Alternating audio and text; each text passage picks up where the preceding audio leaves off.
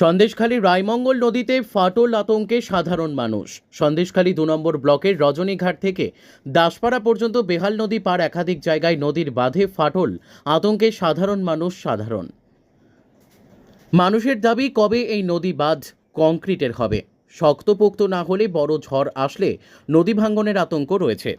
সাধারণ মানুষ এলাকাবাসীর দাবি, দ্রুত এই নদী বাঁধ কংক্রিট করতে হবে। এর আগেও আইলা, ইয়ার্স, বুলবুল একাধিক ঝড়ে ক্ষতিগ্রস্ত হয়েছে নদী বাঁধের পাশে থাকা ঘরবাড়ি থেকে একাধিক গ্রাম জলে প্লাবিত হয়ে ক্ষতিগ্রস্ত হয় একাধিকবার। ব্লক প্রশাসনকে জানিয়েও নদী বাঁধের কাজ হয় না, এমনই কথা বলছে সাধারণ মানুষ। বেশ কিছুদিন নিম্নচাপের ফলে নদী পার নরম হয়ে ভাঙনের সৃষ্টি হচ্ছে। তারপরে কি হয়, তাই আমরা আতঙ্কে আছি সাধারণ মানুষ। মানে ভালো পাকা বাঁধ হওয়া দরকার, মানে তলার থেকে যেন পাকা গাঁথনি হয়ে ওঠে, এরকম কম্পিউটারে নাকি বলে। একাধিকবার তো এই নদীর বাঁধ ভেঙেছে নাকি? হ্যাঁ, ভাঙতেছে গড়তেছে। আর আপনার তো নদীর ধারে বাড়ি, কতটা আতঙ্কে থাকেন? একবার নদীর পাশেই বাড়ি। কতটা আতঙ্কে থাকেন? ও নদীর বাঁধ কখন ভাঙবে, কখন কী হবে, এইরকম আতঙ্কে মানে আমরা পড়ে আছি। ভাঙলেও কিছু করার নেই, আর না ভাঙলেও কিছু করার নেই, এইরকম। আপনারা কি চাইছেন এখন?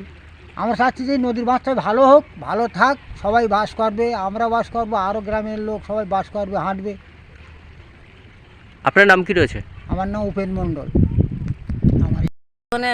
আশা বাদ দিয়ে আতঙ্ক হয়ে রয়েছে, আর কি বলবো, যে এখানে মরণ বাঁচানোর কোনো কিনারা নেই। যখন ঝড় বৃষ্টি হয় তখন মনে হয় যে বাঁধ ভেঙে গেল ভয়ে। আর ভেঙে গেছে তো, এর আগেও তো 2-3 বার ভেঙে গেছে, আমার বাড়ির উপর দিয়ে জল গেছে।